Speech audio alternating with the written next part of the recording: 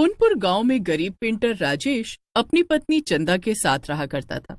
राजेश की शादी को कुछ ही महीने हुए थे और वो अपने घर परिवार को अच्छे से संभाल रहा था। अजी सुनिए, कोई बाहर से आवाज दे रहा है। ये तो मुखिया जी की आवाज लग रही है। अच्छा ठीक है, मैं देखकर आता हूँ।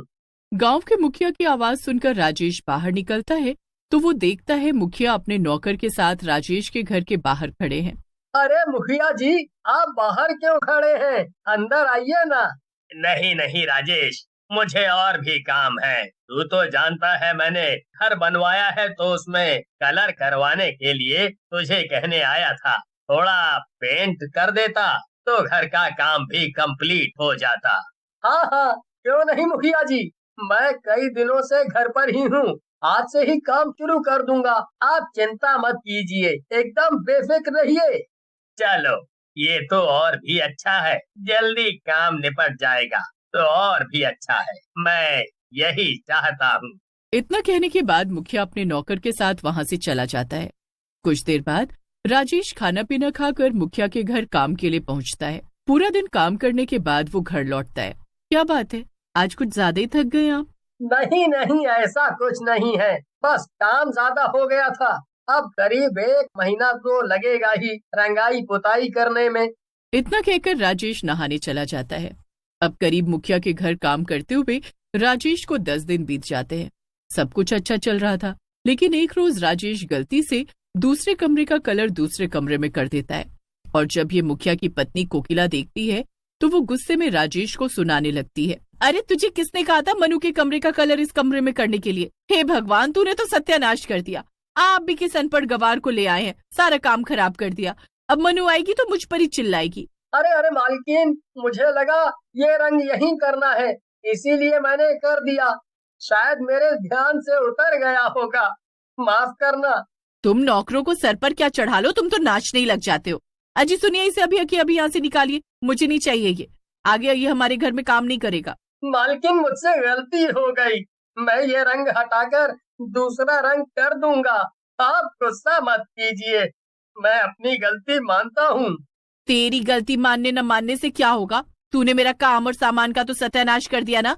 अब निकल यहाँ से, खड़े खड़े मेरी शक्ल क्या देख रहा है? अब जैसे ही राजेश सीढ़ी से उतरता है और कोकिला के सामने हाथ जोड़कर माफी मांगने लगता है, वैसे ही कोकिला राजेश को धक्का दे देती है और वो पास रखे टेबल पर जाकर गिरता है। टेबल का कोना राजेश के सर पर लगता है और सर से ढेर सारा खून निकलने लगता है। कुछ ही देर बाद राजेश अपनी आंखें बंद कर लेता है और इस दुनिया को छोड़कर चला जाता है। अब मुखिया पूरे गांव में ये बात फैला देता है कि राजेश काम करते हुए ऊपर से गिर गया, जिस वजह से उसके सर में चोट लग गई।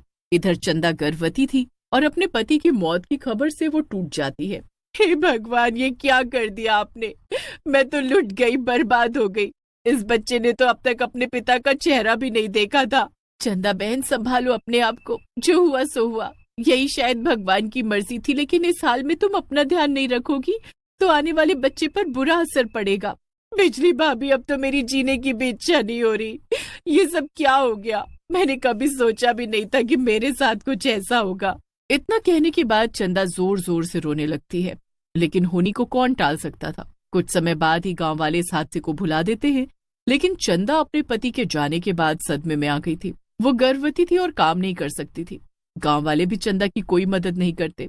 वो कई लोगों से मदद भी मांगती है, लेकिन उसे दुत्कार दिया जाता है और एक दिन चंदा भी इस दुनिया को छोड़कर चल बसती है। गर्भवती चंदा के जाने के बाद गांव के लोग उसका अंतिम संस्कार कर देते हैं। अब करीब 8 महीने बाद। अरे अपना मोहन है ना, उसके घर के बाहर लिखा था मौत तो ऐसी ही मिलेगी, और उसका पूरा घर लाल रंग के खून से रंगा हुआ था। ऐसा लग रहा था किसी ने मानो सफेदी कर दी हो लाल रंग से, लेकिन वो असल में खून था, मोहन का। ये सब अचानक गांव में क्या हो रहा है? मरने वाले के खून से ही उसके घर को रंग दिया जाता है। गांव वाले मोहन के बारे में कई दिनों तक चर्चा करते रह जाते हैं, क्योंकि उसकी मौत कुछ ऐसी हुई थी कि गांव वाले सोच भी नहीं सकते थे। मोहन को मारकर उसके खून से घर रंग दिया गया था, और ये किसने किया किसी को पता नहीं था। धीरे धीरे समय बीतता है और मोहन जैसी मौत गांव के हर दूसरे दिन किसी न किसी को मिल रही थी, और इस बार एक बूढ़ी औरत को निशाना बनाया गया था। अब सभी गांव वाले मुखिया के दरवाजे पर पहुंचते हैं और अपनी अपनी बातें रखते हैं। मुखिया को जब पता चलता है कि मरने वाले का घर उसी के खून से रंगा होता है और उस पर लिखा होता है कि मौत तो ऐसे ही मिलेगी, तो वो हैरान रह जाता है। मैंने भी 2-4 दिन पहले इस बारे में सुना था। मैं इस बारे में आप लोगों से बातचीत करने ही वाला था। ठीक है, इसका जल्द से जल्द समाधान निकाला जाएगा। अभी आप लोग जा सकते हैं। शुक्रिया मुखिया जी, हमें आपसे यही कहना था। हम चलते हैं। मुखिया गांव वालों की कहानी सुनकर परेशान हो जाता है और वो तुरंत अपने नौकर रामू से कहता है, रामू, सुना तूने? गांव वाले क्या कह कर गए हैं? कहीं ये राजेश का काम तो नहीं? मुखिया जी, मुझे भी ऐसा ही लग रहा है। अगर ऐसा हुआ तो वो भूत हमारे घर तक जरूर आ सकता है। यानी उसकी मौत तो यहीं हुई थी ना। आप जल्द से जल्द कोई तांत्रिक बाबा को बुलाएं और उसकी आत्मा को अपने वश में करवाएं। इतना कहने के बाद रामू जाने पहचाने तांत्रिक बाबा को बुलाकर लाता है और मुखिया जी सारी बातें तांत्रिक को बताते हैं। ठीक है, इस पूजा अनुष्ठान में तुम और तुम्हारी पत्नी रहनी चाहिए। तीसरा कोई नहीं होगा और ये पूजा जंगल के बीचों बीच करवाई जाएगी ताकि वो आत्मा जंगल में किसी तरह का हमें नुकसान न पहुंचा सके। मेरी पत्नी का जाना जरूरी है क्या? वो तांत्रिक बाबा, बिल्कुल जरूरी है, क्योंकि ये हादसा उसके हाथों ही हुआ है। अब सभी तैयारी के साथ मुखिया और मुखिया की पत्नी तांत्रिक बाबा के साथ पास वाले जंगल में पहुंचते हैं, जहां तांत्रिक विधि विधान से पूजा अनुष्ठान शुरू कर देता है और मंत्रों के उच्चारण से वो राजेश को अपने पास बुलाने लगता है। तभी वहां जोरों की हवा चलने लगती है और एक चुड़ैल प्रकट होती है जो जोर जोर से हंस रही होती है। आ गए मुझे बंदी बनाने, किसी को नहीं छोड़ूंगी, किसी को नहीं। मेरे पति को जिस बेरहमी से मारा गया और अपने पति के जाने के बाद जिस तरह मेरी मौत हुई है, उसी तरह मैं किसी को नहीं छोड़ूंगी। मैं अपने पति का सबका बदला लूंगी, सबका। तुम्हारी पत्नी ने मेरे पति को मार डाला सिर्फ एक छोटी सी गलती की वजह से। मुझे माफ कर दे राजेश की पत्नी, मुझे माफ कर दे। इसी तरह मेरा पति भी तुझसे माफी मांग रहा था ना, लेकिन तूने उसे माफ नहीं किया बल्कि उसे धक्का दे दिया और वो टेबल पर जाकर गिरा, जिससे उसकी मौत हो गई। कोई बात नहीं, अब तेरी मौत भी निश्चित है। अब तांत्रिक मंत्रों के उच्चारण से उस चुड़ैल को बोतल में कैद कर लेता है और उसके बाद वो चुड़ैल को कैद करते ही मुखिया से कहता है, राजेश को मैं अच्छे से जानता था। वो एक भला और नेक इंसान था और जिस तरह मुझे सारी बातें मालूम हुई कि उसे कैसे और किन वजहों से मौत मिली, वो सब देखते हुए मैं राजेश को इंसाफ जरूर दिलाना चाहता हूँ।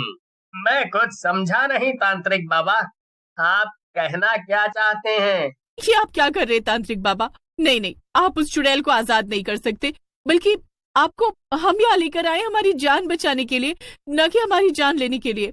आप गलत कर रहे हैं। इतना कहकर तांत्रिक उस बोतल में कैद चुड़ैल को आजाद कर देता है। गुस्साई चुड़ैल कोकिला पर हमला बोल देती है और उसे मार डालती है। उसके बाद वो मुखिया को भी मौत के घाट उतार देती है। तुम्हारा काम पूरा हुआ। अब तुम अपने आप को मुक्ति दिलाकर हमेशा हमेशा के लिए यहाँ से चली जाओ। तुमने जिन गांव वालों को मारा, उन्होंने तुम्हारी मदद नहीं की थी, इसीलिए तुमने उनकी जान ली। मुझे सब पता है।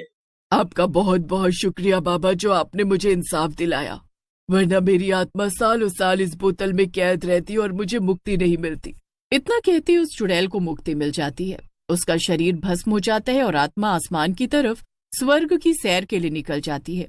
दूसरी तरफ तांत्रिक भी अपना झोला उठाए अपनी मंजिल की तरफ बढ़ जाता है और इसी के साथ मुखिया और उसकी पत्नी को उसके किए की सजा भी मिल चुकी थी।